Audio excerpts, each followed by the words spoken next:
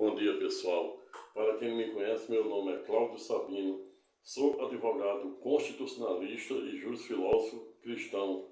Hoje, notadamente, dia 3 de setembro de 2023, finalzinho da terceira vigília, haja visto o relógio registrar 2h43 da manhã. Cristo Jesus mais uma vez me expulsaram da rede para compartilhar com os senhores e senhoras um tema que em tese parece ser simples ou comezinho, mas nos permitirá a fazer uma breve reflexão acerca de nosso existencialismo sob a perspectiva material e espiritual, razão pela qual resolvi criar o tema de hoje, abre aspas, porque somos prisioneiros do corpo, da mente e da alma. Justiça e perdão, mérito ou sorte. Fecha aspas. Eis a questão, como dizia o grande dramaturgo e um dos maiores poetas britânicos de todos os tempos, a saber, William Shakespeare, para quem, certa feita a época, não ouvidarem dizer: existia entre o céu e a terra ano-luz mais coisa do que a nossa vã filosofia imagina.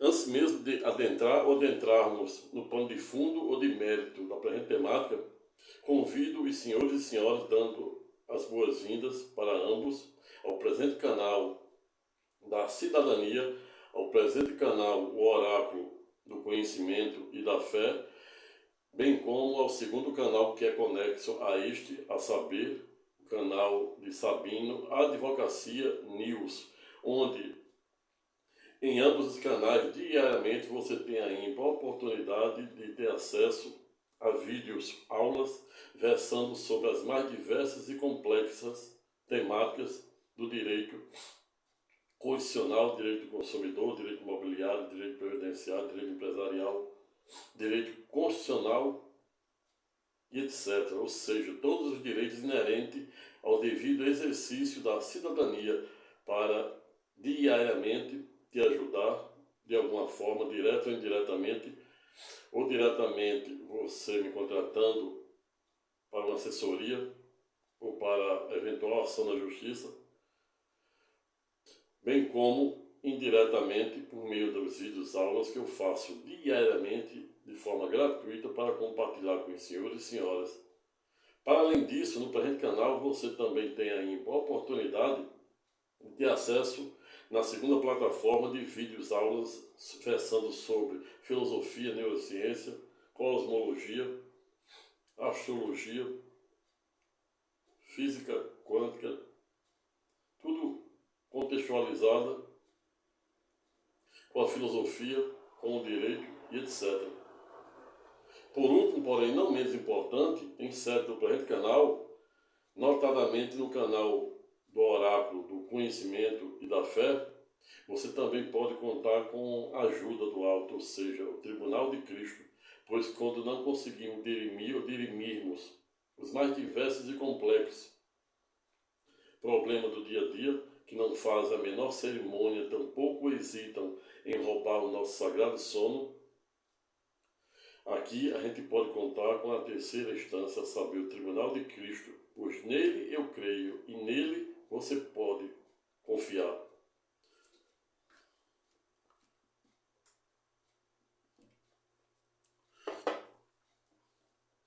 Dito isto, e para que o presente vídeo não fique maior do que eu pretendo,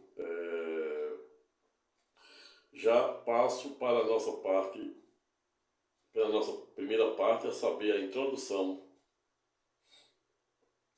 Odiernamente ou atualmente, não vem sendo tarefa fácil delimitar os verdadeiros contornos e alcance dos inefáveis mistérios que permeiam o nosso existencialismo.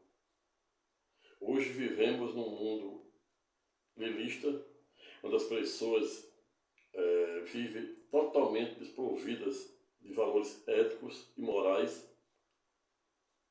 uma espécie de lilista, pessoa lilista sob o aspecto literal, mas Nietzsche certa feita, quando fora instado a falar sobre o lirismo, não olvidara em dizer e considerar também como lirista toda pessoa que segue determinada denominação religiosa. Pois, segundo Nietzsche, quando seguimos determinada seita religiosa, em que pese estamos vivendo uma vida que não nos pertence. E aí me vem à mente aqui o estoicismo, na antiga filosofia grega atemporal, que se baseia numa espécie de teoria de Zen de Buda, que é uma teoria que tem por norte evitar os extremos, ou seja, o estoicismo, os estoicos defendem a tese pela qual o homem não deve se envolver com coisas extremas, ou seja, coisas que ele não tem o condão ou a capacidade de resolver. E não à toa existe aquela clássica frase: aquilo que não tem remédio, remediado está.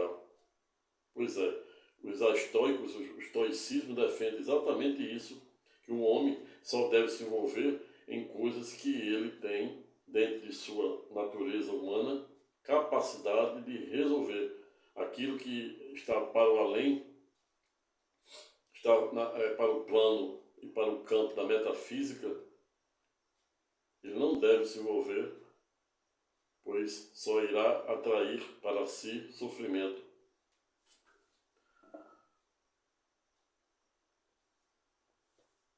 Mas o fato é que não vivemos uma guerra de carne e sangue, conforme Efésios 6, 11 e 12 do erudito Paulo de Tarso.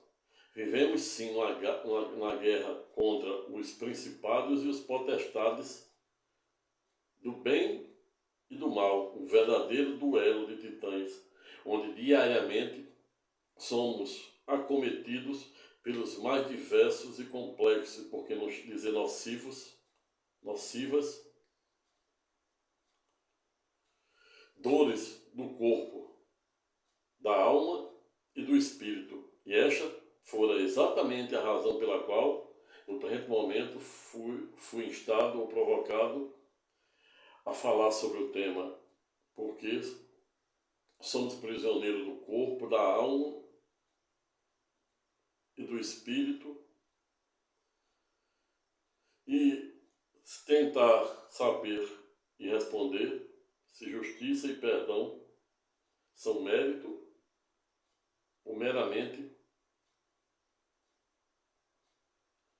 sorte. Eis a questão.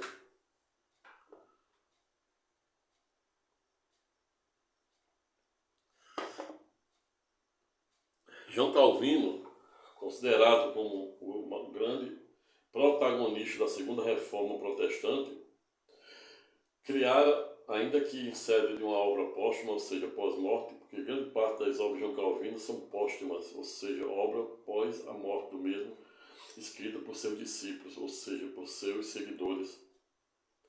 O fato é que João Calvino desenvolvera uma tese da soberania divina de Deus, a ponto de dizer e defender que Deus é tão poderoso de um jeito que só escolhe quem Ele quer. E aí estamos a falar da lei da seleção.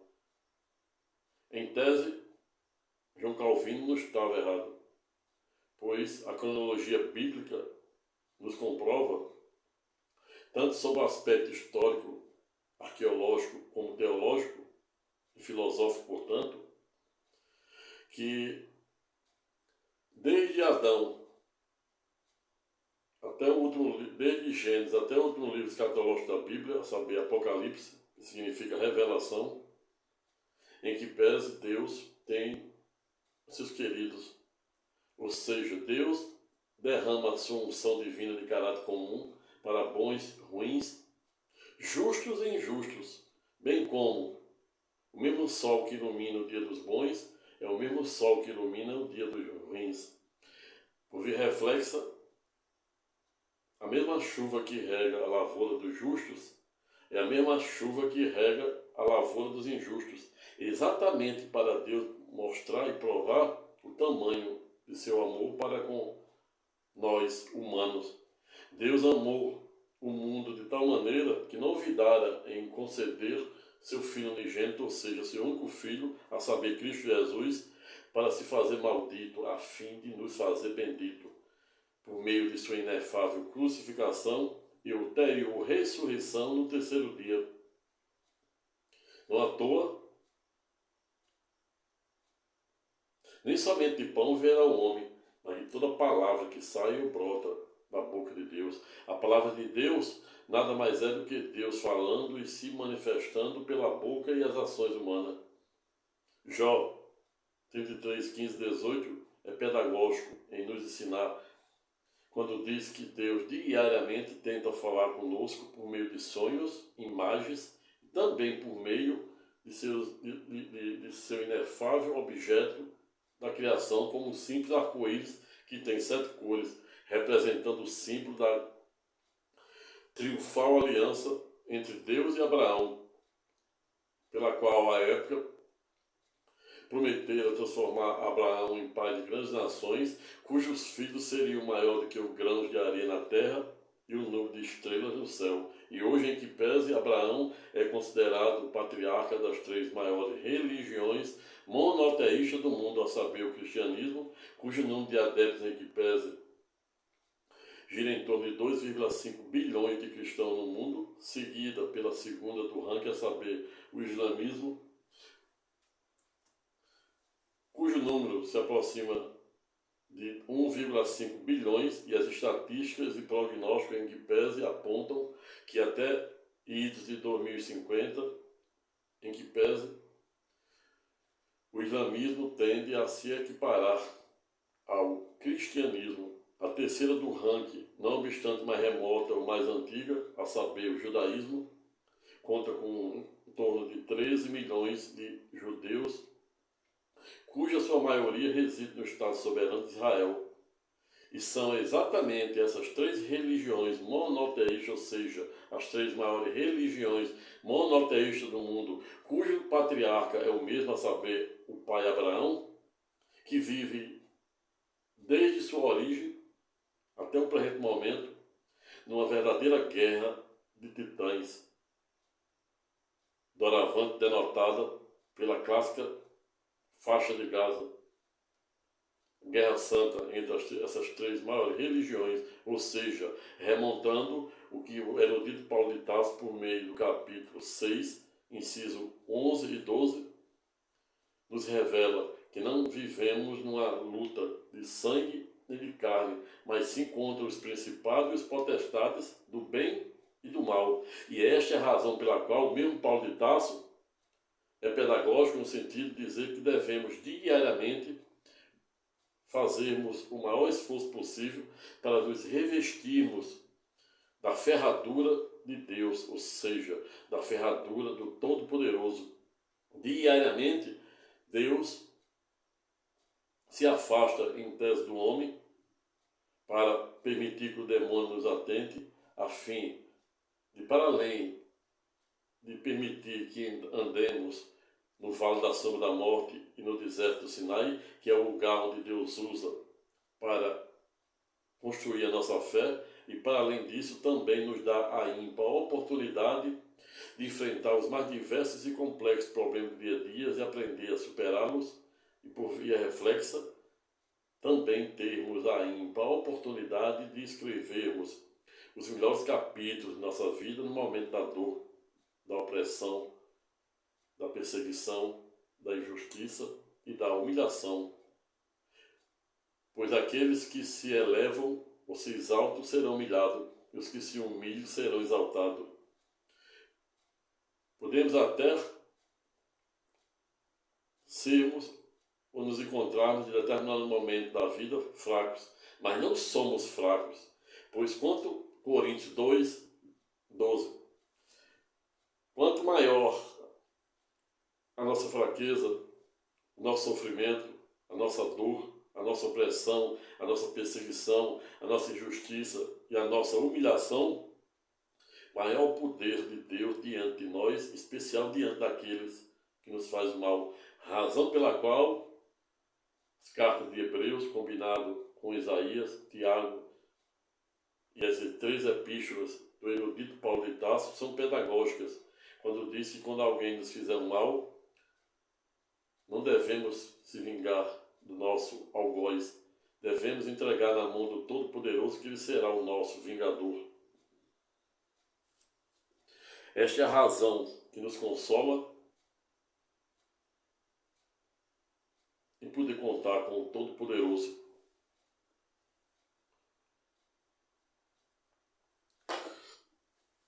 Mas o fato é que não vem sendo tarefa delimitar os verdadeiros contornos e alcance dos inefáveis mistérios que diariamente não fazem a menor cerimônia e tampouco hesitam em roubar o nosso sagrado sono dentro desse nosso existencialismo materialista, desse nosso existencialismo arminiano, em que o homem vive numa espécie de lilismo, ou seja, desprovido de valores éticos e morais,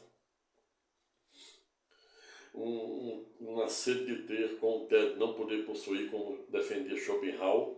E aí me vem à mente também um grande filósofo e palestrante brasileiro, a saber, Manuel Cortella, para quem também o tenho na minha mais alta conta, para quem certa feita, em tese citando Schopenhauer, disse que a nossa melhor parte é a parte que ainda não conhecemos, pois a parte que conhecemos ela se torna monótona. Nietzsche, certa feita, fora literalmente provocado a falar sobre a caixa de Pandora.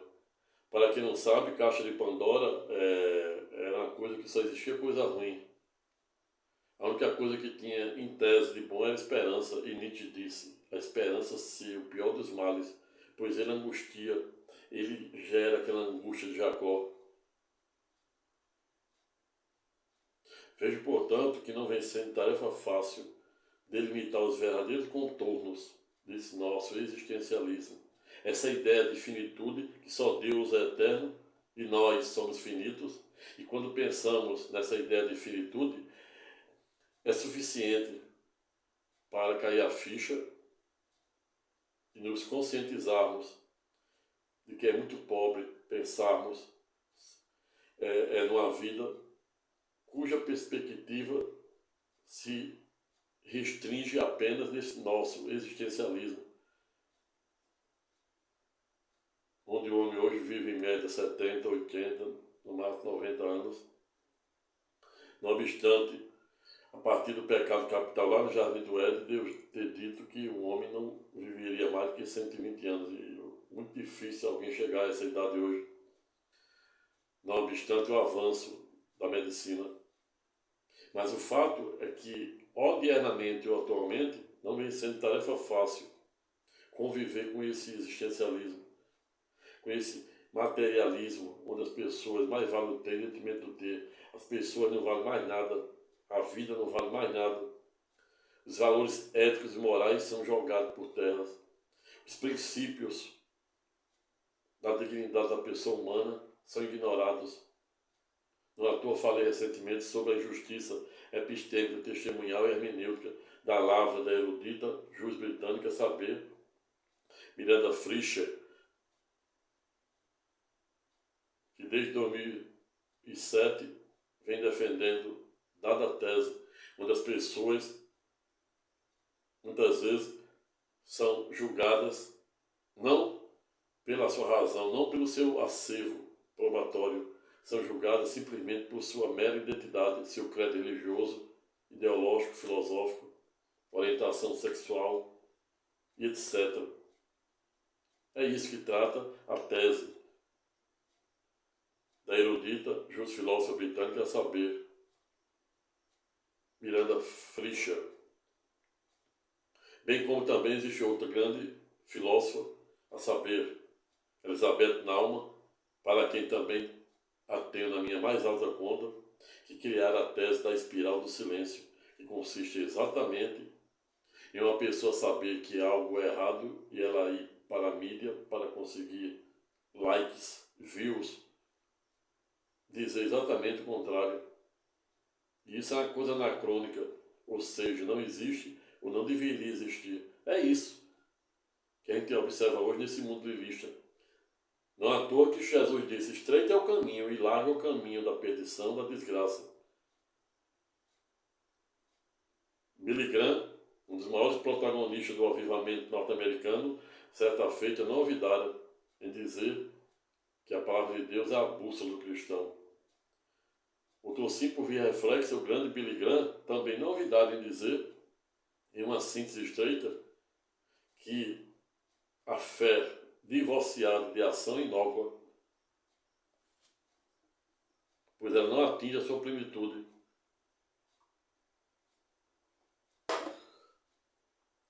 O fato é que não vem sendo tarefa fácil delimitar os verdadeiros contornos desse nosso existencialismo. É muito pobre pensarmos que a vida é somente esta nossa passagem meteórica ou até mesmo surtuosa, como houve o surto do algodão, do café. Essa é a nossa vida. Pensarmos nesse nosso existencialismo somente sob essa perspectiva desta vida carnal e material que vivemos é muito pobre. E esta foi a razão pela qual Sócrates, em idos de 399 a.C., o grande pai da filosofia, falando com seu querido discípulo Platão, nos últimos momentos que antecederam a sua execução, escrevia um vídeo-aula falando sobre o julgamento de Sócrates e de Deus. Está aí para ser publicado nos próximos dias, talvez na próxima semana. E Sócrates diz que não tinha medo de morrer. Sócrates, em sua última conversa com seu querido discípulo Platão, disse não saber o que era verdade. E aí seu querido amigo Platão, em tese, dá um conceito do que ele entendia como verdade, a ponto de dizer que entendia como verdade, a verdade para ele era um mundo não empírico. E depois dessa conversa, no final dessa conversa, Sócrates, pai da filosofia, acusado, processado, condenado e executado com o veneno mais letal do planeta, a saber, o cicuta, simplesmente porque tentava provocar o pensamento das pessoas, pensamento cultural, filosófico, somente porque tentava disseminar e estender o conhecimento filosófico à democracia cretense da época, ou seja, ateniense, de Péricles, de Antíteses, não somente para a aristocracia, o elite da época, da antiga Grécia, mas também para os pobres negros, em especial para os escravos. Sócrates defendia que todos somos dotados de saber. E esta foi uma das razões, dentre outras acusações, bem como blasfemar e atentar contra os deuses, que não eram poucos na época. Cada esquina tinha um. Mas Sócrates defendia, acreditava na imortalidade da alma.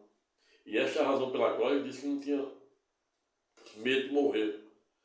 Pois se existe realmente a imortalidade da alma, em que pese o fato de ele morrer, ele estaria apenas se libertando de um sofrimento, de um corpo físico, e por que não dizer, de um corpo mental, que é sinônimo de alma.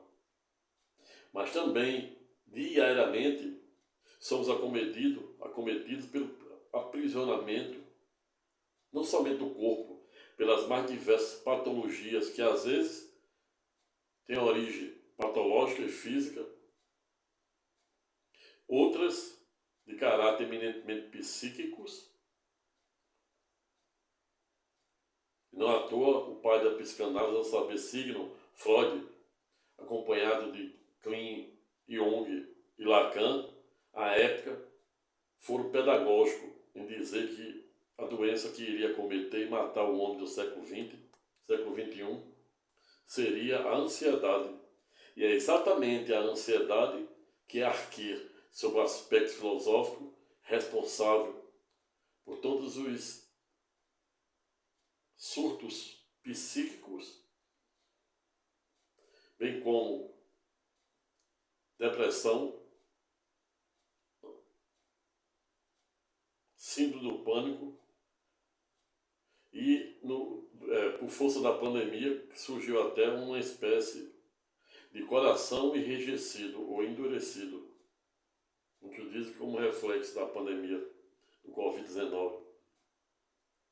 Mas o fato é que não vem sendo tarefa fácil delimitar os verdadeiros contornos desse nosso existencialismo. E esta razão pela qual nem somente de pão viverá o homem, mas de toda palavra que sai ou brota da boca de Deus. Céu e terra passarão, mas é somente as escatológicas palavras e promessas de Deus hão de ficar. 1000 cairão ao meu lado e 10.000 à minha direita, mas nada me abalará, pois o Todo-Poderoso estará sempre comigo, conosco. Salmista Rei Davi, aquele que certa feita não vidara em dançar nu para louvar o Todo-Poderoso. Mas não fora somente o rei Davi que louvava o Senhor nu. Existe um grande profeta do Antigo Testamento, a saber, Elias, aquele que foi abduzido vivo e que muitos teóricos e teólogos defendem que ele e Moisés são as duas testemunhas do dia do Senhor ou do dia do tribunal de Cristo. Isaías representando os 3 anos e meio que Deus dera poderes para ele abrir e fechar o céu para chover e não chover. Moisés representando o êxodo e a lei mosaica.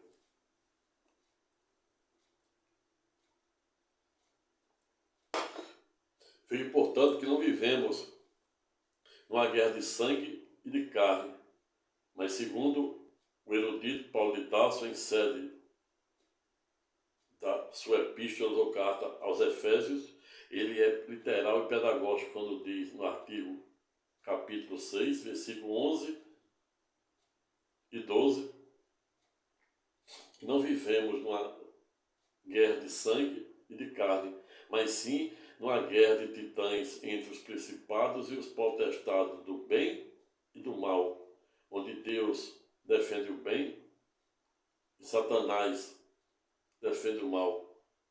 Tiago é pedagógico quando nos ensina que Satanás é homicida desde o princípio e nele não há verdade. Vejo, portanto, que vivemos uma guerra de titãs, não numa guerra de sangue e de carne, mas numa guerra duelada entre os principados e os potestados do bem e do mal. E esta é a razão pela qual diariamente devemos buscar o alimento da alma, que é a palavra de Deus, que é o esvaziamento, que Jesus, em Mateus, fora literalmente pedagógico, quando dissera que não seria seu seguidor aquele que não tivesse disposto a sofrer pela sua causa. E a sua própria família seria o seu primeiro inimigo. Quando ele escolheu o seu maior algoz, a saber, Saulo de Tarso, e depois transformou o nome dele para Paulo de Tarso, quando ele ia armado até os dentes no caminho de Damasco da Síria para prender,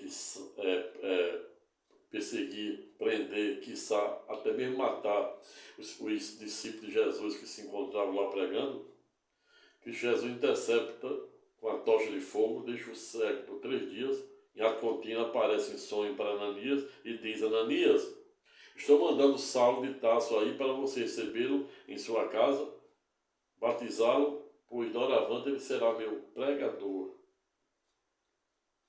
Ananias diz: o que, Senhor?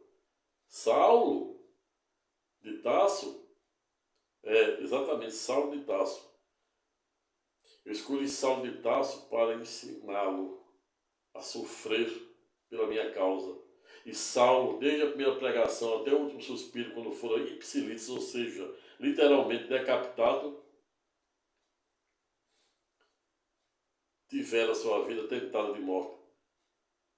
mas antes de morrer,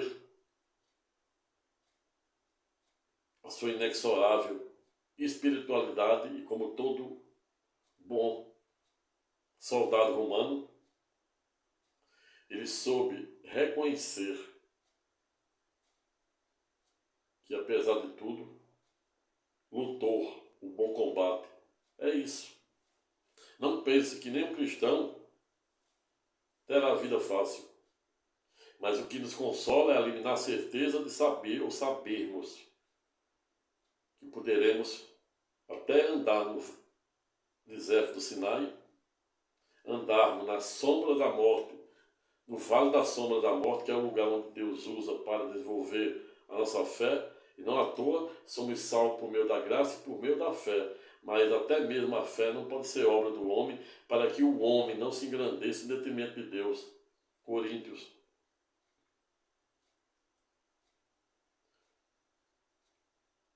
Como ele fez com Abraão. Ele não disse para Abraão ir direto para Canaã, que era a terra prometida. Ele disse, vades, vades, vades.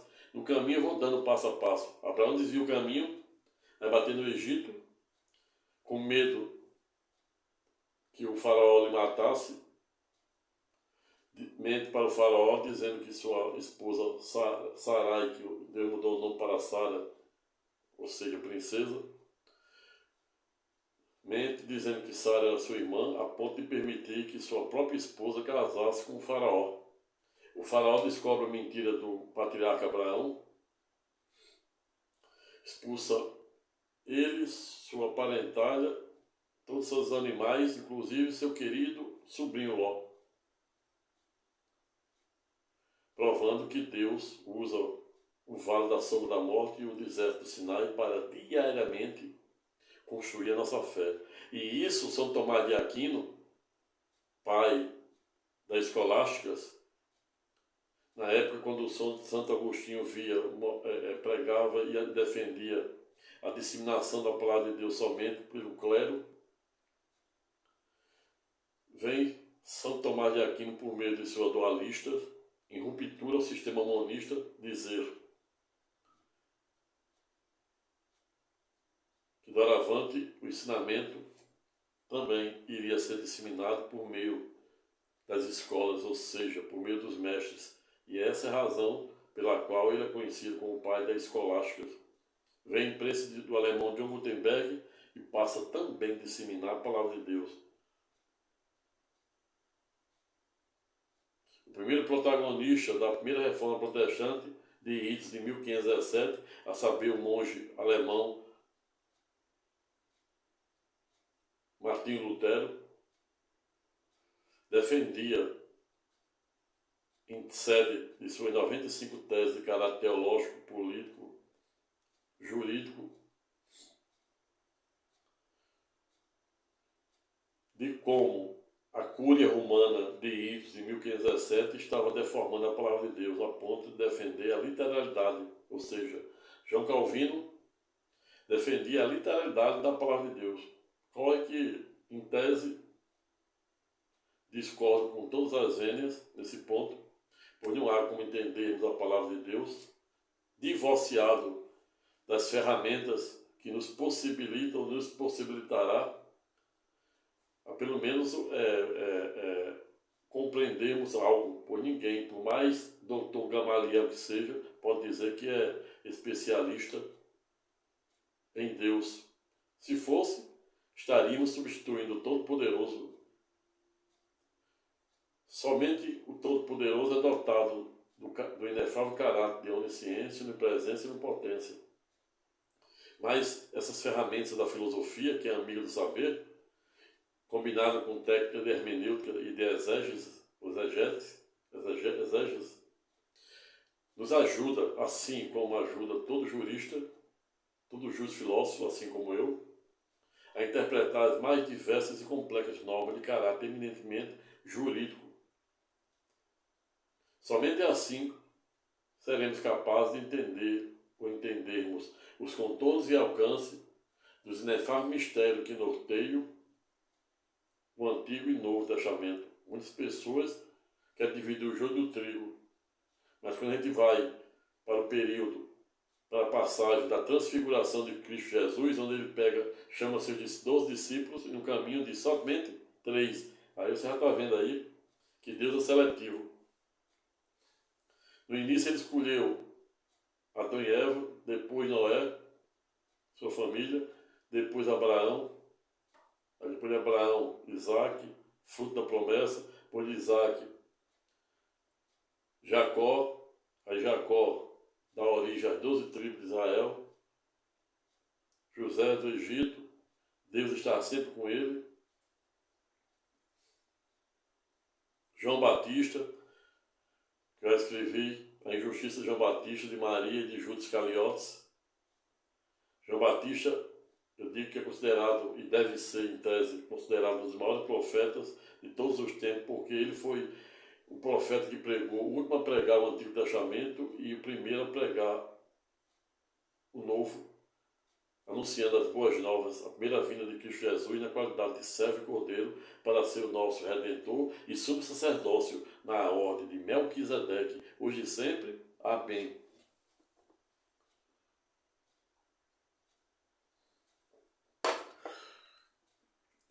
Vejo, portanto, que não vem sendo tarefa fácil delimitar os verdadeiros contornos desse nosso existencialismo, dessa ideia de finitude que só Deus é eterno e nós somos passageiros. A nossa estada aqui é passageira. E é muito pobre pensarmos em uma vida somente sob essa perspectiva do nosso existencialismo materialista. E por que somos prisioneiros do corpo, da mente e do espírito? Somos prisioneiros do corpo pelas mais diversas patologias que diariamente não hesitam, tampouco fazem a menor cerimônia em nos roubar a nossa paz cosmológica por meio das mais diversas doenças de caráter eminentemente físicos. Mas também somos prisioneiros da mente por meio das mais diversas inquietações de caráter psíquico. Não à toa, o erudito e best-seller, a saber, Dr. Augusto Cury, escrevera um livro pelo nome Os Carcereiros da Mente, a ponto de dizer existir mais prisioneiros da mente do que propriamente prisioneiro por trás de uma grade de ferro. E os motivos são diversos de aprisionamento da mente. A neurociência nos dá a ímpar informação de que o nosso cérebro humano é composto por 200 bilhões de neurônios, 100 bilhões de neurônios. E cada uma dessas microcélulas nervosas, enquanto células individuais, em que pese as clássicas sinapses, são capazes de se multiplicarem em novas 10 mil células nervosas, responsáveis para mandar os mais diversos e fantásticos comandos para o devido funcionamento de nossas células. Ocorre que a mesma neurociência também é pedagógica em nos revelar que, salvo os casos de traumatismo craniano causado por eventual acidente doméstico ou familiar, em que pese a nossa mente humana, nosso cérebro, 100 bilhões de neurônios, ao revés, jamais apagará, repita-se, jamais apagará nenhuma informação que recebe desde o cordão umbilical, na concepção, até o último suspiro, que é aquele momento da EQM, ou seja, experiência quase morte, que a mesma neurociência também é pedagógica, quando nos informa, há 1 ano, há 2 anos, revelou um trabalho dizendo, comprovando que existe atividade cerebral após a morte de em torno de 15 minutos ou 900 segundos. São as EQMs, ou seja, um verdadeiro holograma que passa um filme de nossa vida.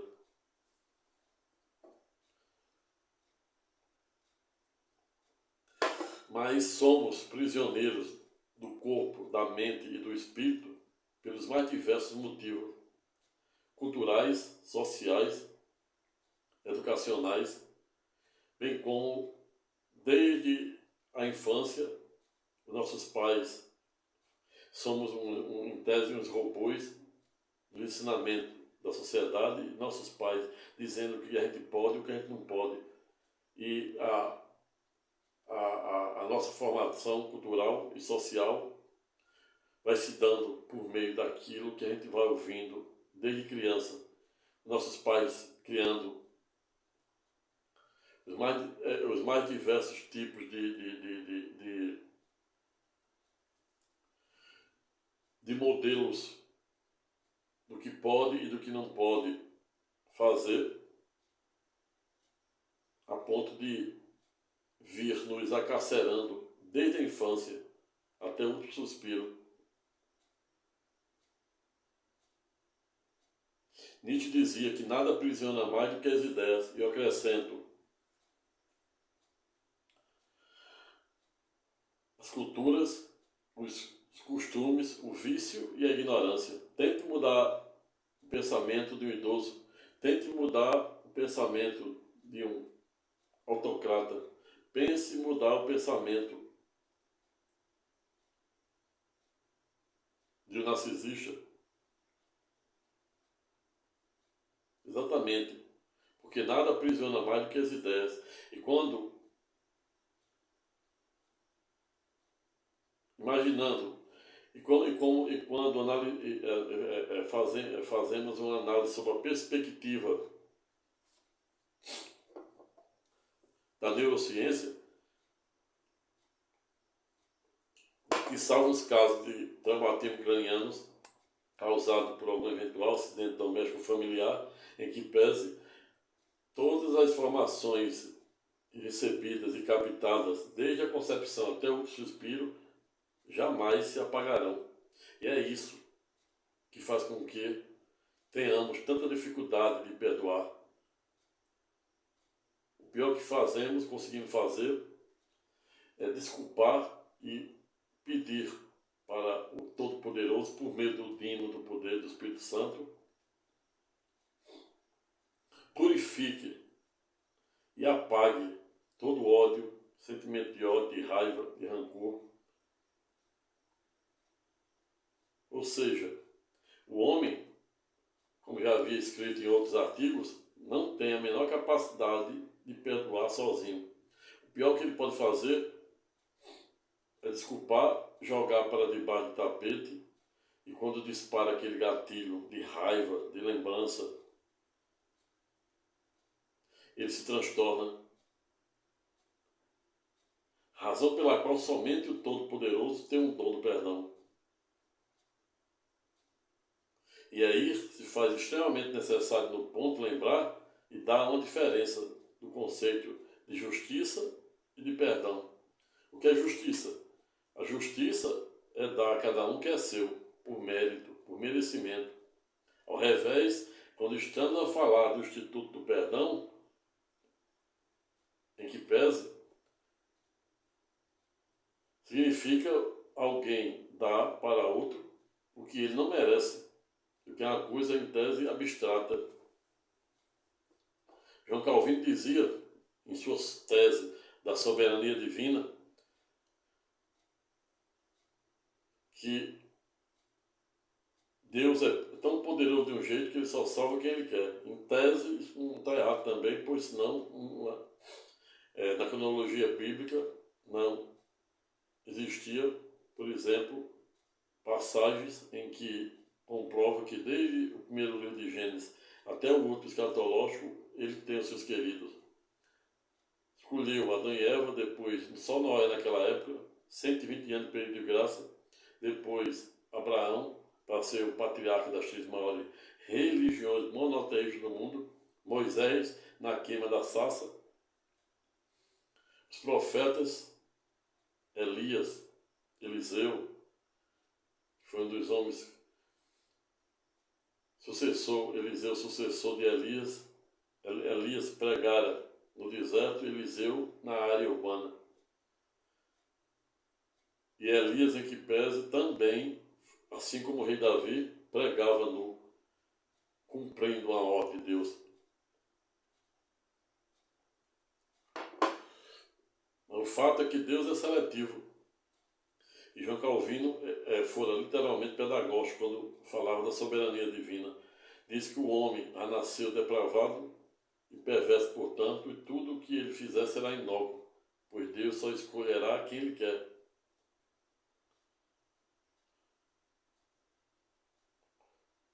O fato é que não é sem tarefa fácil delimitar os verdadeiros contornos desse nosso existencialismo, desse nosso materialismo. E os estoicos, o estoicismo, a antiga cultura grega atemporal, defende a tese pela qual o homem, dada a sua miserável natureza humana, não deve se envolver com os extremos. E aí me vem à mente Buda, por meio da sua teoria do Zen, que também é baseada em evitarmos os extremos. É como aquela frase popular que diz: aquilo que não tem remédio, remediado está. Os estoicos nos ensina que não devemos se envolver com aquilo que a gente não tem o condão ou a capacidade de dirimir ou de resolver. Em tese, faz sentido.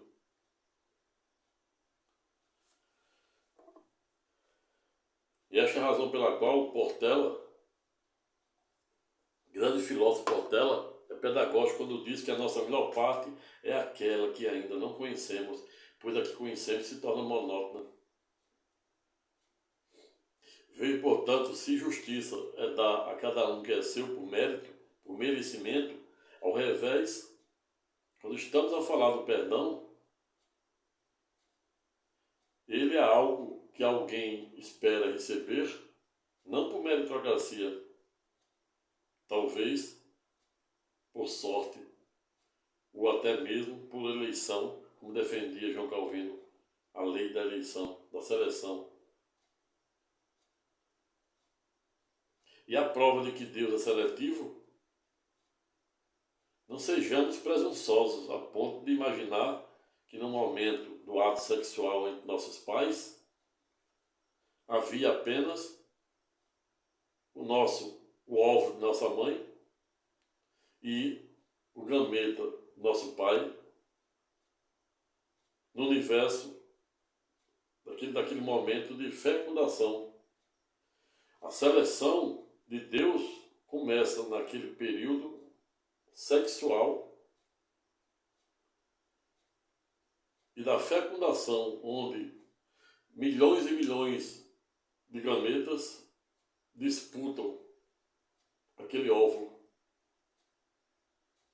Portanto, não somos, como certa feita disse Carl Sagan, a 6 bilhões de distância da Terra por meio da sonda Voyager, que é, em tese, somos poeira estelar, ou, por que não dizer, uma espécie de acidente genético. Pois quando observamos que no planeta Terra, não obstante a NASA até o presente momento não tenha olvidado em tentar encontrar um planeta que tenha as mesmas condições da Terra, todavia, até o presente momento não se tem notícia que ela tenha encontrado.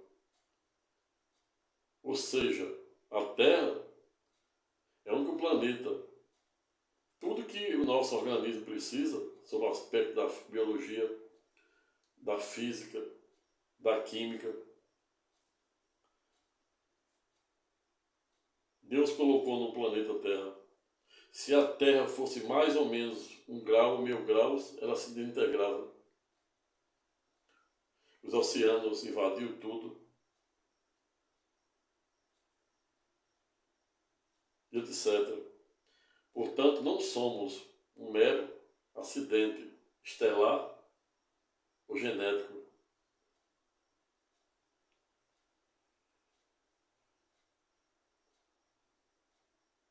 O fato é que não devemos nos amoldar ao padrão deste mundo, como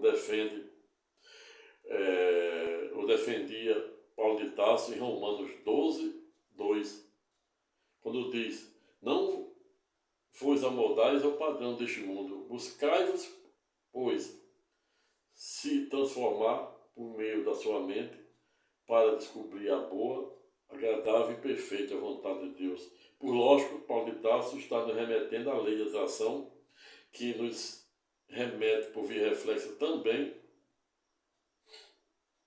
a tomarmos posse na qualidade de cordeiro junto com Cristo Jesus, segundo Romanos 1 e seguintes, de toda a herança que Deus deixou no micro e no macrocosmo. É isso que defende Paulo de Tarso em Romanos 12, 2. Não devemos nos amoldar ao padrão deste mundo. Devemos, pois, buscar, por meio de nossa mente, nos renovar para descobrir a boa, agradável e perfeita vontade de Deus. O mesmo Paulo de Tarso, em Romanos, é pedagógico quando diz que Deus nos fez, ou nos fizera, de várias partes, somos feitos de várias partes, não obstante fazermos parte de um único corpo, ou seja, do corpo de Cristo. Razão pela qual finalizo o presente estudo temático no sentido de dizer que a única maneira de nos livrarmos dos cárceres do corpo, da mente e da alma, que são aquelas, nos fazer diariamente o maior esforço para nos libertarmos da clássica cegueira espiritual, que é aquela que Jesus disse que a gente consegue enxergar um argueiro no olho do nosso irmão, mas não consegue enxergar uma trave que está atravessada em nossos olhos. Cegueira espiritual, portanto. E para que nos livremos ou nos libertemos da dor do corpo e da mente, tenhamos que apenas desculpar e clamar para o Todo-Poderoso, assim como ele fez na época de seu querido profeta Isaías, mandar anjos serafins munidos de brasa de fogo direto de vosso trono ou de vosso altar, a fim de tocar em nosso lábio, que é o lugar sagrado que ele usou para purificar Isaías, profeta Isaías, a fim de purificar o nosso corpo físico, mental e espiritual.